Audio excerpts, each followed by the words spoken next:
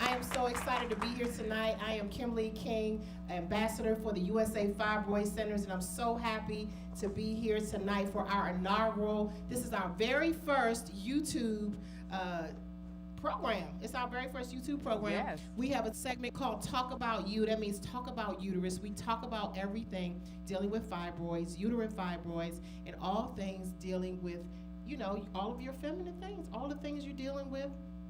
And so I'm excited. I'm very, very excited to be here tonight. I'm so used to doing this on Instagram, you guys, in the comfort of my own home, but we wanted to start this off here at your church with your First Lady because she has such a unique story, and I'm so excited. So for those of you watching us on YouTube, welcome, welcome, welcome, welcome, welcome. I'm looking at all the cameras. Welcome, welcome, welcome.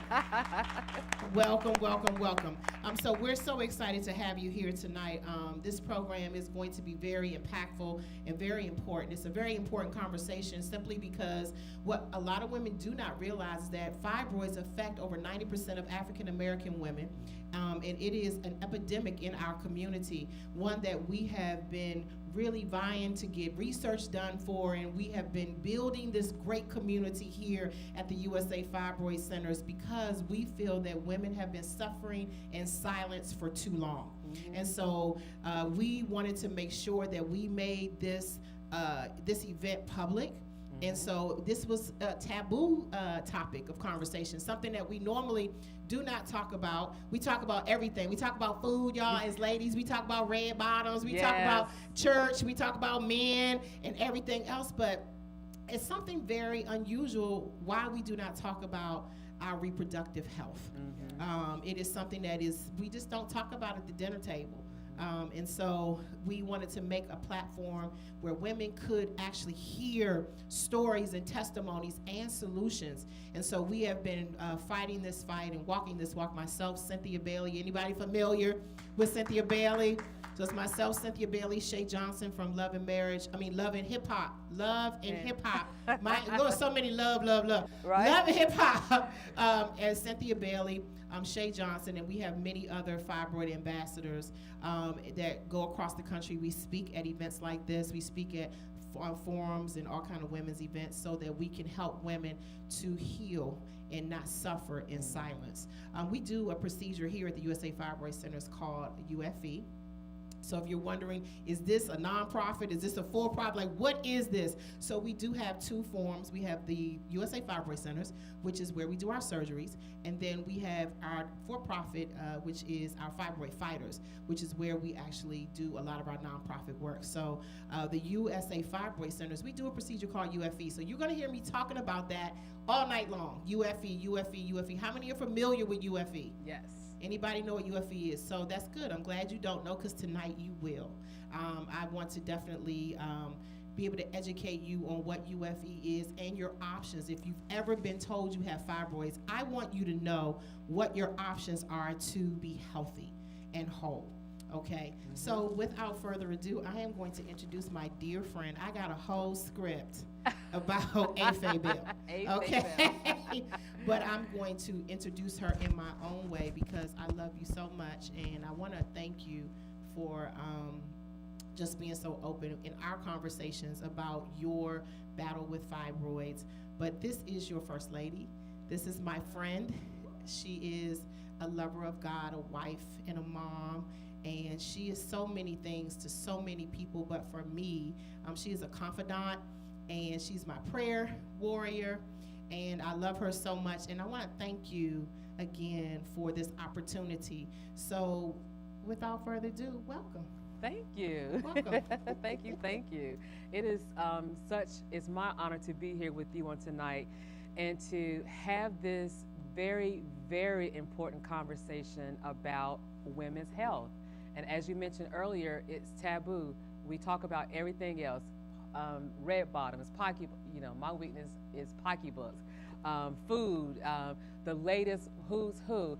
But we always seem to gloss over women's health. And so it's so important that we hone in on the topic of women's health. And tonight we're going to talk about fibroids and how it is wrecking so many lives, especially in the brown community. Absolutely, and it is something that, again, I think we don't talk about it because we don't know enough about it. I think, other than the fact that we carry sanitary napkins and, maybe tampons in abundance, and maybe a change of clothes. For me, I had a change of clothes with me everywhere I went.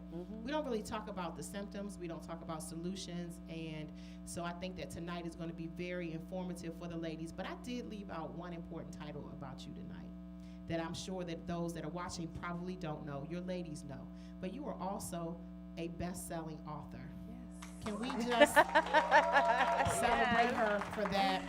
Your book titled "My Scars Have a Story." Yes. Battling yes. to give birth to Olivia, Yes. who is her daughter. And I do know your story, but I want the world to know your story about this book and all that you had to endure. And I'm going to read an excerpt from the book. Okay. I'm excited about it. We got a good excerpt from the book. I'm going to put my glasses on because I'm a woman of a certain age. Yeah. Don't judge me. You know who to judge. All right. So I want to read just an excerpt from your book, which is very powerful. Scars are powerful physical reminders of past experiences. Surgical scars reveal strength and resilience as a mark of testimonies that help others to overcome difficult challenges. What were you thinking and feeling in that moment when you penned that statement? What I was thinking at that moment is the time I went to patient first, and I can't even remember what took me there. We go there for quick fix, right? And because I am also a cardiac patient, they had to do the EKG. And the nurse that was attending to me, she was applying all of these stickies to me, and she paused. And I thought it was strange because she took a long pause and she began to take her hand over one of my scars, and she began to just kind of rub it. And I noticed it was one of the scars that Dr. Culp had to, use to get me pregnant, help me get me pregnant. And she said, "Mrs. Bell, you have so many scars." And I thought, yeah, I do. I said, but all of my scars have a story. And it just immediately came to my mind. And so when I penned that, that is one of those moments that I thought, okay, I know I have my poor little abdominal area is just, if you could just see it, it's all marked up, right? It is all marked up. But each one of those scars, especially that one particular area that nurse, she literally was just kind of rubbing that area. And I said, I know, but they all have a story. And she just very gently touched my arm and she said, "Mine do too." And that phrase just stayed with me.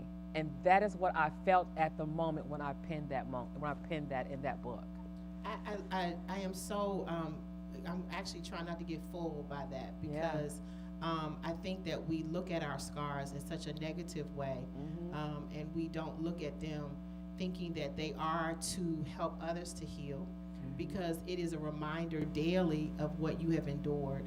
And even in your vulnerable moment, by sharing that story, you then go on to give statistics about infertility and some of the things that women have to deal with in infertility.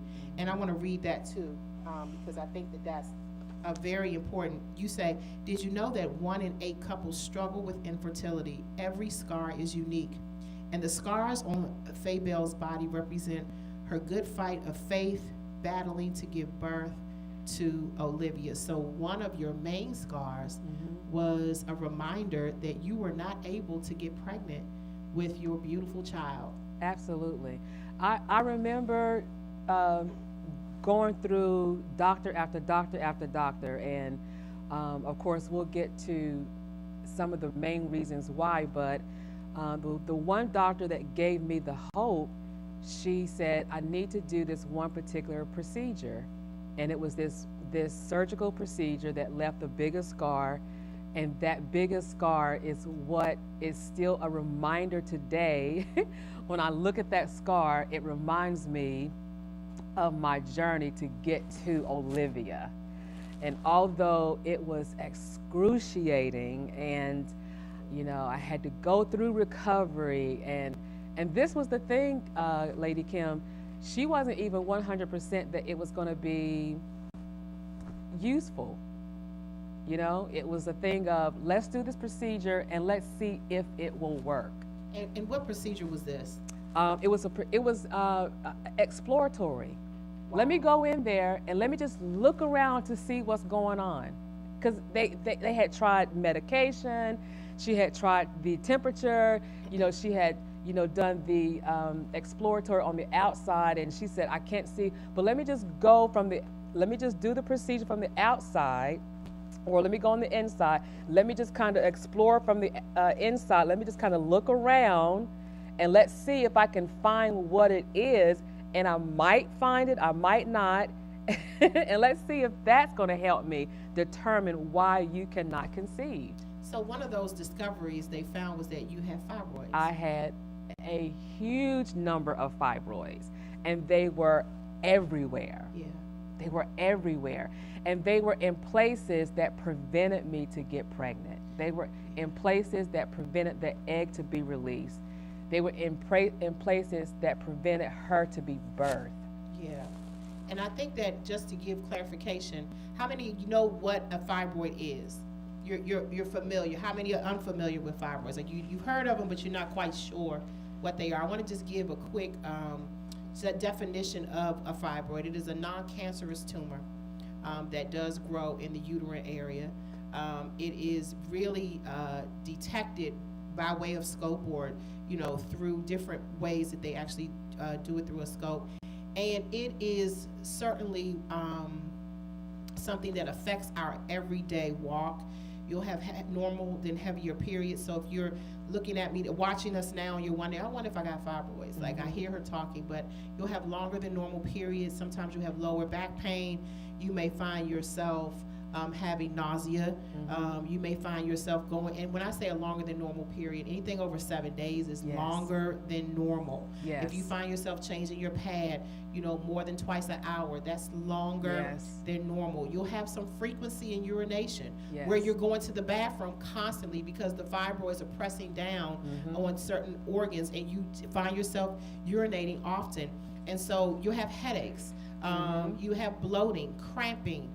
You may have clotting, spotting, lots of spotting. So there are some telltale signs that you could in fact have a fibroid. And if you do find yourself having any of these symptoms, I really want to urge you to go to the doctor. Yes. And to be seen, because they can detect that you have fibroids. Did your doctor, when they told you that you had fibroids, what was their solution for you Yes. with the fibroids? Did they offer you any kind of surgical procedure or any advice as to how to get rid, how to shrink them? What was your experience? Yes. Well, in the very beginning, I'm going to take it all the way back, because in the very beginning, when I first learned that I had fibroids, I was 20 years old. I was 20 years old, and I remember having all of those symptoms, my mom taking me to the doctor, and I remember getting dressed and hearing the doctor tell my mother, Mrs. Lomick, let me just let you know that your daughter will probably never be able to have children. Wow. Because we're already seeing fibroids on her uterus. And my mom would never tell me that, although I heard that. And years went by, I still had all of those issues, all of those different symptoms, and I would be bounced from doctor to doctor. So as I got older, I got married, and it was time, we discussed having children. I was, really focused on that. Of course, their first thing was, you may just need to have a full hysterectomy. And I was like, absolutely not. I am going to have children. I want to have a daughter. I want to have a son. So that was the number one recommendation by most doctors, is just to have a hysterectomy. But I just didn't want to fall into that. So what they decided to do was put me on different hormone therapy, birth control pills, to try to shrink them, which didn't help. So most of the time they just said, well, what you're going to have to do is just deal with it. You don't want the surgery. You don't want to take these stronger medications to try to, you're just going to have to deal with it, which is what I did because I was determined to have a baby. Yes. I was determined to have a baby. And so I just said, Lord, that's just what, my faith. I'm going to have a baby. And so I decided that I was not going to have the full hysterectomy or the partial hysterectomy. I was just going to believe and wait and believe and wait. And so I did go through one period where they did put me on a low dose of birth control pills, which kind of helped it out a little bit, but it wasn't the solution. It was just a small Band-Aid on a huge problem, and so again, bouncing from doctor to doctor, still looking for the help. Yeah, and so many people that are watching us, even the ladies that are in the audience, many of them I'm sure have that story where they kind of were given the runaround about what exactly this entails. Why is it that you diagnosed me with this? Or maybe you haven't. Maybe you just said, I think you have fibroids, because for me, my doctor said, I think I feel fibroids. Mm-hmm. I think I feel fibroids. But one of the ways they can detect a fibroid is by getting an MRI. Mm-hmm. So where they're able to go in with the scope and be able to see, where the fibroid is, the size and the location, mm-hmm. which is very important to know, because usually that is what will determine whether or not you need to get a hysterectomy. Or there are other surgeries too. I don't know if anybody else is aware, but there's something called a myomectomy, where they don't remove the uterus, right? Where they remove the fibroid without removing the uterus. Then there's ablation, where they burn the fibroid off. And then, of course, our procedure, which is called UFE. Mm-hmm. UFE, which is really probably the procedure they will not suggest. Mm-hmm. So I'm wondering why not? Because that was my first question when I found out about fibroid centers. I stumbled upon USA Fibroid Centers simply by doing the makeup for one of their commercials. I had never heard of UFE. Has anybody in the room ever heard of UFE? Never heard of UFE. It is the acronym for uterine fibroid embolization. It is a non-surgical procedure to remove fibroids. Wow.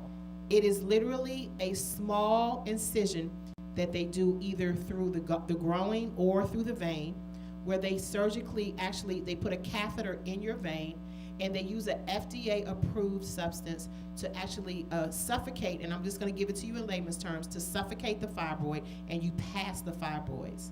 Wow. There is no anesthesiologist. There is no hospital stay. There is no time off of work. You literally are down. It takes about 2 hours. It's actually a few minutes to do. You're only in the office for 2 hours because they just need to kind of monitor you. But you're back to work within 3 to 7 days, whereas I was out of work because I had a hysterectomy for 6 weeks, 8 weeks. It was to the point where I couldn't even carry bags. My husband is here. He can attest to that. Brother Charles is here. He can attest to that. I couldn't even carry bags for a while. So that's something that women should not have to endure. Absolutely. You should not have to be told that I have to remove my reproductive organs in order for me to not have fibroids. There should be some options. And that is what we have really just been pressing, even in our journey to share this with the world, because we want women to know that you have options and that you do not have to suffer in silence, in bewilderment, without knowing what your options are. Because here's the thing. Let me say this. I'm not upset about having a surgery if that's my only choice. But if I have a choice to do something else, then give me that choice. Why are you making a decision for my life? Absolutely. And that's the problem that I have with this whole conversation about hysterectomy, and other procedures that you could be down from work. I know people who have had myomectomies where the fibroids have come back, and so we're going to get to that. So that's where I wanted to just kind of give you that tidbit of information. But I do want to talk to you about how the fibroids affected your mental state. I know that they affected you, and you were feeling like, okay, I can't have a baby. This is what they're saying, even though you did not claim that, but this is what they're telling you. I might not be able to have a baby. They've told me that I need to have a hysterectomy. How did that affect you mentally? It was overwhelming. It was overwhelming because, to be very honest with you, when you have those extremely embarrassing accidents, it's hard to deal with every single month. So emotionally, it was overwhelming, and you're constantly feeling like when your cycle comes on, and you're feeling as if you're protecting yourself as best as you can, but you're still having those extreme accidents. It's overwhelming, and that is how it was every single month. Not to mention, physically, you're sick. You're literally sick every single month, but you're still having to go to work. You're still having to be a wife. You're still having to do your obligations. You're still having to go about doing your daily things. You're sick every single month, and when you're having multiple fibroids and it feels as if they're taking over your body, you're sick. And so it would be some days where it would just take all I have, all my energy, just to get out of the bed, just to function. And so emotionally, it would be exhausting. Yes. I mean, and not to be too graphic, but I want them to understand the impact. She's even had those occurrences here. Yeah. While you all were worshiping, while praises were high, while church was happening, she was in the back trying to pull it together. Absolutely. I have a story where Bishop was invited to preach at a service one Sunday, at an early service, so like a 7 or 7:30 service. And we were there, and he was like, "You coming?" It was like one of the big churches. You know how that happens, right? I was like, "Sure." I'm dragging myself. I'm just like, "God, please give me some strength." I'm depleted. So I am, I thought I had myself fully together, and we go, and it was first thing in the morning, early in the morning, and he had just finished preaching. It was like super early. And so we go, after he finished preaching, we go into his office. We were his guests. We go into his office, and I sat down, and I feel it, and it's coming. And I thought, please, whatever just happened, just come with me. Don't stay on the seat. Do not stay on the seat. And it was on the seat. And I was devastated.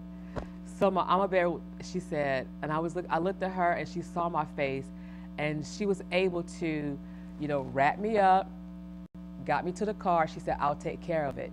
You just get to the car. I'll take care of it." I don't know how she did it. She took me home. I was in tears. She took me home. I showered, and I got back here, and nobody knew. I was devastated. So when I saw that pastor again, I just thought, is he gonna look at me weird because I left him a gift in his office? It was the worst feeling ever, and that was a constant. You could be in the market, and you're like, okay, I got to get out of this line, because although I took care of myself, but I feel it coming, and it's down my leg, and I got to get in my car. What made you wait from 20 years old to that moment to get treated? Well, a couple of things. I still wanted to I knew I was going to have a baby. But so in your mind, you thought that hysterectomy was the only option for treatment. You see what I mean? So so many people suffer like her, and they don't realize that there are other things you can do, and you can still have a baby. Yes. So I thought. So hopefully this is a woosah for somebody. Yes. So I thought my only option was to have a hysterectomy, because watch this. All of you, the majority of the women on my father's side, some of them didn't have children, and they all had to have hysterectomies. So you just thought, this is my pathway, like this is my trajectory. This is what and I was like, this is just I was like, my I'm fate. not doing it. I said, I'm not doing it. I'm not doing it. I said, I'm going to have a baby. Right. And I felt like that was the only option that I had, was I'm not having a hysterectomy. So it was those moments, those embarrassing, those overwhelming, those physical moments. every single month you're just sick every single month. So what was the span of that? So that was 20 years old when you first, discovered. Then you, of course, go through this process of trying to have a baby. Mm-hmm. You have these accidents. You're going through this emotional duress. You're having all these longer than normal periods. You're still suffering. How many fibroids did you have, and when did you finally get a surgery? I had my first surgery. Olivia was 5 months at my first surgery. I had a myomectomy when she was 5 months old. So you were able to conceive even though they said you couldn't. So you beat that odd. I beat that odd. I had all doctors tell me you will never have a baby because you have fibroids and they're all over your uterus. You have a fibroid that's actually blocking your cervix. You can't even conceive. It's blocking. She can't come down and the sperm can't go up. You can't even have a baby, right? And I also had polycystic ovarian disease. So I had multiple things back to back going on, right? So I had several things going on with this body. So I always joke with people. I say, when I tell you it was broke, it was broke. So when I say she is a miracle baby, she is a miracle baby. Yeah. She's a miracle baby. So when I finally conceived, Dr. Cope said, yeah, we can make this happen. Let's make this happen. So she was able to maneuver, and I don't know, her and God, I don't know how they did it, but she was able to. I was still full of fibroids. I got pregnant. I conceived with her. She turned me over to an obstetrician who was the best in his field. Women would fly in to see him. Wow. He was amazing. He would say, who's the best doctor ever? And I would say, you, Dr. Hamad. Yeah. He was amazing. So I got a chance to see him. However, when she was 5 months, they still kept growing. People thought I was still pregnant. They thought I was still pregnant because they just kept growing. So I went back to see him. He says, listen, let's just do a myomectomy. And I said, what is that? And he would say, well, I can just take the fibroids off. And I thought, well, why didn't I know this before? I thought you could only do a hysterectomy. But a myomectomy, let us just be clear, is still a major surgery. It's huge. It's a huge surgery. It is one that will take you down for Again, several weeks. Yes. It is huge. Definitely involves having anesthesia. It's a hospital stay. It's not an in and out procedure. And so you do have to be cut. You do have to be opened up. So it is very invasive. It's huge. And it's a huge surgery.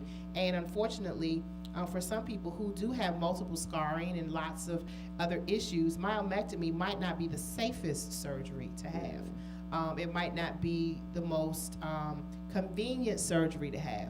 And so that is the reason why we do like to give that option of UFE, the uterine fibroid embolization. So if you ain't learned nothing else tonight, Listen. I want you to take that word home, UFE, because I want you to be able to know that there is something that is less invasive that would allow you to still have the outcome, which is not having the fibroids. Yes. Not having the fibroids. So because the myomectomy still didn't work. They came back. I had a C-section in January, and he went to the same incision and did the myomectomy and opened me right back up in the same incision. I was a mess for an entire year. Whew.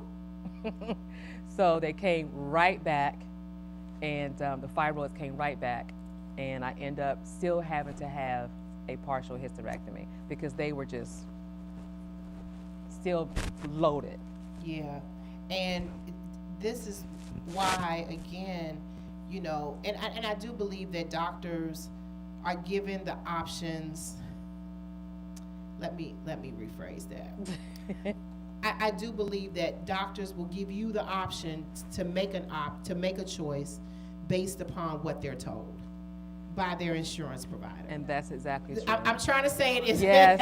I'm Yes. trying to say this is tactful as I can because. Yes. Yeah, and I think that, unfortunately for so many, hysterectomy. That's the Period. go-to.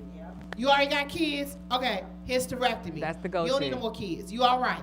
You'd rather have health, long life, hysterectomy. But they don't tell you the post effects of hysterectomy. Mm-hmm. They don't tell you all of the issues that you have once you have a hysterectomy. Oh, yes. And so with us, we're pushed into premenopause, the lack of sexual desire. There's so many things that are going on inside of you because that whole cavity where your uterus once was now begins to fall. Yeah. And so now you have, your pelvic floor. Your pelvic floor is floating. It's like it's not the same. Yeah. And so you're still having some post-surgical issues. Yes. That, yeah, because I'm still having pelvic floor dysfunction is what they're now calling it. Yes. And I'm like, it's been a year and a half. What are you talking about? It's nothing there. Oh, now it's called pelvic floor dysfunction. And Right. again, then they send you to this doctor, they send you to that doctor, and it all stems back hormonal to imbalance. Yes. So you're crying, or you're sad, or you're having all. So there are a lot of things that women just unfortunately, like I said, that's why I preface with we talk about everything, but reproductive health. That's why these conversations are so important, very important, because we want to help to remedy some of these things, or just kind of give people some clues versus being clueless. Yes, and it goes beyond the hot flashes, and it goes beyond, it goes way beyond all of that. So I do want to talk about your infertility a little bit more, with the fibroids and that journey just a little bit. You describe that in the book, where you talk about your infertility and what that did for you. I know what they told you at 20, but when you're faced with that, when you are in a different position, when you're married, you are wanting, you see everybody else with their bundles of joy, and you're like, so how was that process for you and Bishop? It was very, very challenging, and I used to always laugh. My husband used to always laugh and say, man, everybody's getting pregnant and their grandmother. And I used to and so I would have to change my way of thinking. And I remember I used to work for the city of Baltimore, and again, everybody was getting pregnant. And so I would participate in the baby showers, and I would say, listen, when I get pregnant, I want that. And when I have a baby, I want that. And they would say, Miss Bell, you have to get pregnant first. And I would say, look, any day now, that would be my term. Because that's what I heard the Lord tell me So say you that. kept the faith. I kept the faith. I kept the faith. And I would say. And you spoke it into existence. And I spoke it. I did. And I said, I want that. So I had to change my mindset. And although I was going from doctor to doctor, even had one doctor walk in the room and she was 8 months pregnant with her little clipboard. Mrs. Bell, I just think that you probably should just go and, interview some adoption agencies. Wow. I just jumped down off the table, grabbed my purse, and walked out while she was still talking. I just still had faith, and I still believed that I was going to have a baby. And so it was challenging. My husband and I, we both were in agreement together, and that was the core. That was the thing that we both were in agreement together, that we were both going to have a baby. We just didn't know when. And of course, we were like, I don't know how God's going to do it, because Faye, your body is like, what? So that was the thing. We just knew that God was going to do it. So I just kept the faith. And but it was very, very challenging, especially when all of our close friends were all having multiple babies. They were having twins and having babies back to back. And they were just like, well, when are you going to have a baby? And that was always the question. When are y'all going to have a baby? And I would go home and I would just be bawling my eyes out. I don't know. So my term I would hear the Lord say to me, any day now. I expect to be pregnant any day now. So that's what I would say. And when I learned that I was pregnant for 5 weeks. And for 5 weeks, I was saying, I expect to be pregnant any day now. So I just had to hold on to that. And it was hard. I'm not going to say it was easy. It was hard. Yeah. It was. But miracles are hard. Miracles are hard. I want to talk about that. Yeah. Yeah, miracles are hard. Miracles are hard. They are. Yeah. Yeah. They are. I feel like your story and your scars were a recipe for a miracle. Yeah. it was like it was destined. It was like what else could be the outcome of all of this? Absolutely. I wanna talk about this miraculous blessing you got. I wanna know that journey. I heard you say that you spoke it. I heard you say you had the faith. But what did that look like in your dark hours? How did you shift from, did you ever have bad days? Did you ever have moments where you didn't feel like you would have a baby? Absolutely. I had many days where I felt like I would not, because my body kept telling me I would not. My period kept coming. And then, so this is the funny part. So you were having a period while you were pregnant?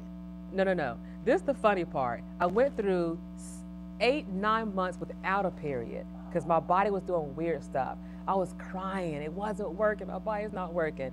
So finally, Dr. Cope, she was able to get my body to make a period. Then I was so excited. I was finally getting a period. This is when, going through the fibroids, having those extreme cycles, then having the extreme fibroids, then everything stopped for whatever reason. And then I'm crying because I couldn't get a cycle, but I was having these extreme fibroids, going to see my doctor. So you had fibroids without the fibroid symptoms? Yes. Wow. See? When I tell you it was broke, homegirl was broke. She was broke. That's when she said, Ms. Bell, now I'm understanding you have polycystic ovarian disease. I had this whole other issue going on, right? So when she finally got through all of that, the first time I got a period, I was so excited. I was like, it's back. So that meant that it's working again, right? So my periods are working again. I don't think I've ever heard anybody tell me that they have fibroids. Now, I've been all around the country. I've talked to hundreds of women, thousands, I think. I don't think I've ever heard anyone tell me that they have fibroids with no period. Yeah. The period is the biggest indicator that you have fibroids. It is literally the beacon. It's the megaphone that lets you know I have a fibroid. So the polycystic ovarian disease is where our ovaries are, and you have all of those follicles there that let that egg release to go into the tube. So when the sperm comes up, they join together. My follicles, I had multiple. I had like billions, so that the egg could not release. Got you. So when the egg releases and it goes into the uterus, and if you don't impregnate, that's when the period happens. My body could not release it, so my uterus couldn't have a period. So I had the disease on top of the fibroids. So you had two issues that had to be repaired. Yes. Before you could even get pregnant. Yes. So infertility for you was a big deal. I had two major issues on top, back to back. Wow. Literally back to back. Wow. So you had some highs and lows. I had highs and lows. I would literally, some days I would, highs and lows. Some days I'll be at home, I'll be crying, having a pity party, really having a pity party. God, why me? I'm a good girl. You know, I love babies. You know, I love all the babies at church. You know, I love all the babies in my family. I raised all the babies at home. I would buy the bigger cars to keep all the kids at home, you know? But Lord, you know, I love the children. But I was the one that couldn't have the babies. And some of my cousins, they could look at a guy and get pregnant. I was like married, and I could not get pregnant. Right. And so, yes, I had my highs, I had my lows, but I still had that faith. I still had that hope. So in her room, I still had, you know, some diapers that were sitting on the dresser, some bottles that was sitting on the dresser, some little onesies that was sitting around. And I had a whole lot of pregnancy tests under my sink because I'm believing God to be pregnant. So you were going through this period of heavy faith.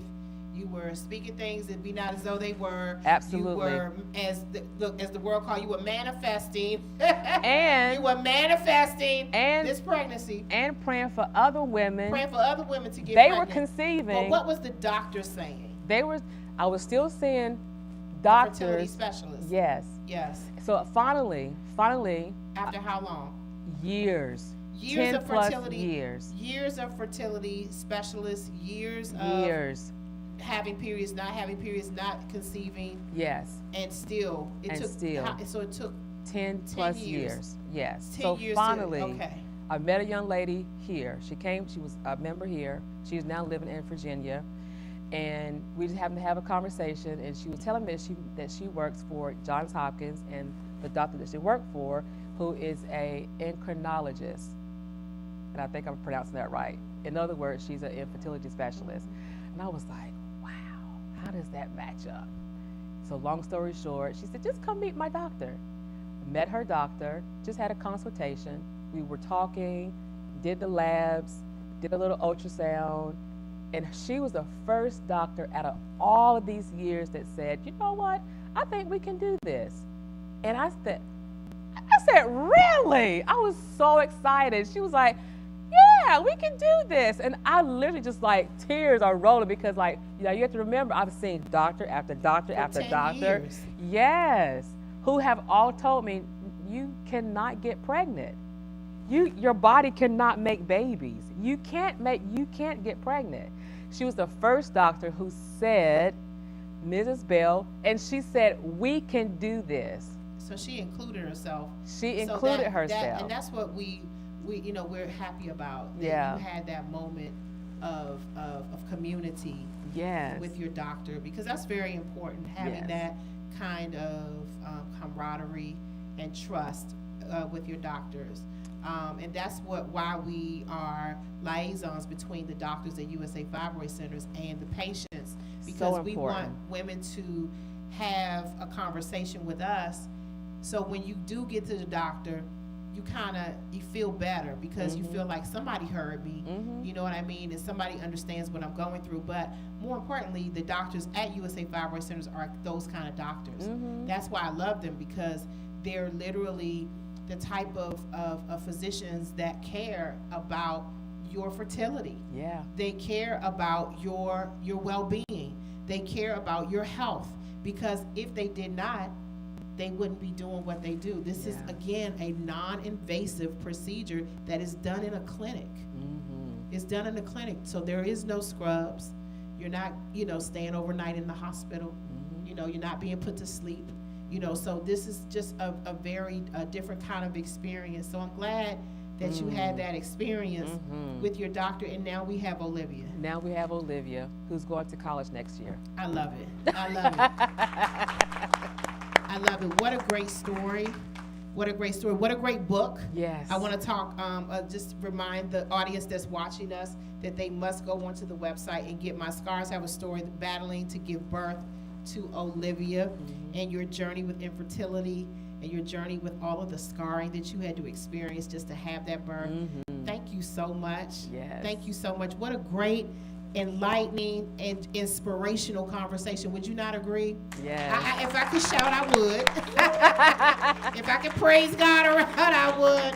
But this is the USA Fibroid Centers platform, and I'm so thankful for our doctors, our founders, Dr. Jan Katz-Nelson, for allowing us, and Flora Katz-Nelson, his wife, who are not here with us tonight, but they send their regards. I'm so glad and happy that they have allowed me to create this platform called Talk About You. Yes. I do like to have these tough conversations, and we do have them monthly, and we will be doing this on our YouTube channel, so make sure you click the link in my bio. Yes. Is that what all the girls say? Click the link in my bio. Make sure you click the link, and make sure you subscribe to our YouTube channel, because I do believe that you're going to be tremendously enlightened by the information that you receive. People don't realize all of the stories. I too have a story. I don't have time to tell it tonight, but I too am a fibroid survivor. Yes. So I'm grateful for that. I'm grateful for that. And I do have a child, not too like you. I was also told that I wouldn't be able to conceive, and I did conceive. I have a 24-year-old. Yes. So I'm thankful for that. But thank you so much for this conversation. Absolutely. I do want to take some questions. I hope you guys have questions. Please tell me you have questions. Don't be shy. Don't be shy. I'm also a survivor. You're also a survivor, a fibroid survivor. Say it loud. Yeah, so I did do the myomectomy for the year. The myomectomy, yes. It's been very difficult. They removed 19 fibroids. So prior to moving to Baltimore, the doctor in Pennsylvania stated to me, "Don't let them give you a hysterectomy." He did mention this procedure. He did? He did, because he strictly deals with fibroids. When I came to Maryland, they discovered that I had fibroids. When I was in Pennsylvania, they did ultrasound, they didn't see it. When I came here, they discovered 19. It was like carrying I was like carrying a 7-month-old. I was pregnant, like 7 months. So, yeah, I went through that, and it was hard. It was very hard for me. So hard, but, I'm still going through certain process, but I survived. To the glory of God. And early on this year, they did something else. They went in and just did. They did this same procedure. They did this UFE. procedure. Yeah, because I was able to go back to work the next. In a few days. Yeah. So yes. Yeah, I went back to work. So you had a myomectomy. Yeah. And you had a UFE. Yeah. So it was my emotion. It felt like I was going through It is. It's very emotional. Yeah. It's It's extremely. very, because your hormones have been tested. Oh, So been Yeah. shifted, and- absolutely. Yeah. So Yeah. I hope that you are feeling better, and you are not just by yourself. You now have a community that you can go to. So for those of you that are looking, if you guys have Instagram, pull your phones out. If you got Instagram, pull your phones out. What I want y'all to do is do me a favor while y'all come up with your next question, because I'm still not finished with this beautiful lady. Pull your phones out, snap a shot of this right here, and post it on your Instagram. Post it on your Instagram and tag us. Tag us, y'all. Post, Lady Faye.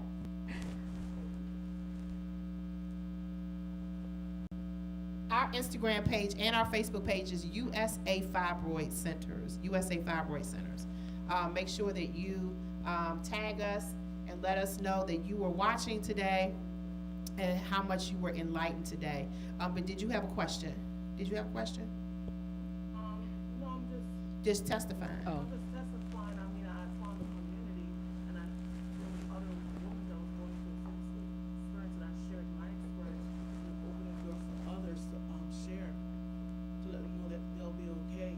Yeah. But I didn't feel alone, Okay. So, Good. yeah, so it's a process. It is a process. It is a Thank you process. You're welcome. for sharing. You're welcome. Thank you for sharing. Let's give her a round of applause for sharing her story. Is there anybody else that has any questions? Yes. We can take 3, so that's 1, 2. That's perfect. So I just wanted to know if there is a statistic that says that African American women with fibroids, if it is hereditary.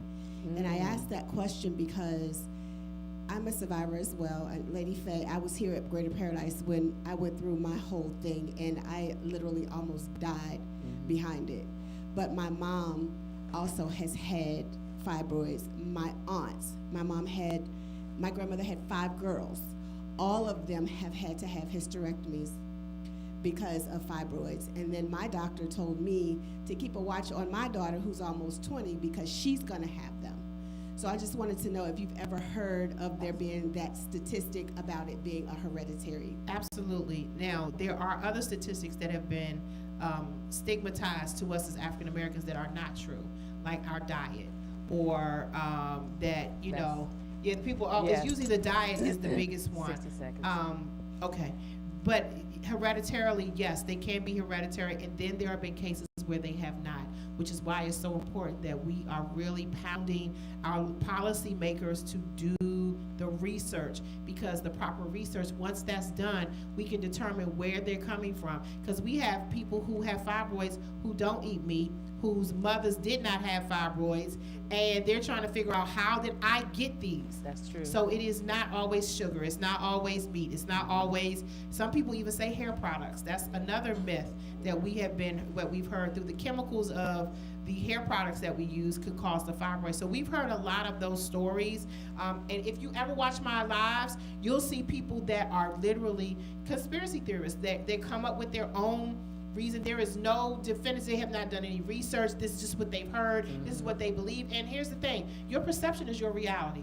And that's unfortunate. It's like, this is what I think, this is what I see, this is what it is. But the reality is, there is no concrete evidence that points all roads to it being hereditary. So that is the case in a lot of cases, but it's not always the case. You're welcome.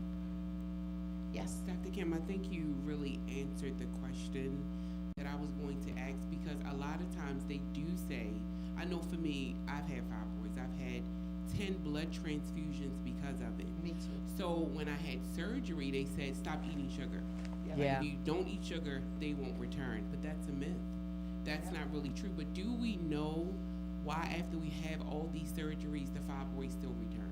Do We we don't. Really? Okay. We don't. And we're really trying our hardest to make sure that we are putting policymakers in place who have a heart for fibroid research. So we have been on Capitol Hill pounding the pavement. If you watch my page, you see that, we're up there. You see that we're, with these different policymakers. Typically it is because they have a passion and they have a heart for it. And it's usually policymakers who either had fibroids or they have friends that have fibroids. And here's the reality. If 80 to 90% of African American women end up with a fibroid, that means that out of everybody in this room, just about all of you will end up with one. And I'm not speaking that over your life, but I'm just giving you the hard the facts. reality. And if that is in fact the case, it is an epidemic that must be stopped. It is something that we have to remedy. And so once the camera goes off, thank you so much. Then I'll say what I really want to say. But I want to just thank all of you tonight for jumping on to our platform and for joining us on our inaugural YouTube Live Talk About You with our first guest, Faye Bell.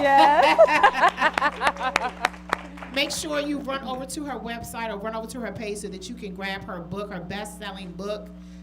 Tell them the name of your book. My Scars Have a Story. My Scars Have a Story. My Scars Have a Story. I'm so glad for you. I'm so happy for you, and I pray that all that watch this will be enlightened by your story. Thank you. Thank you for watching. Good night.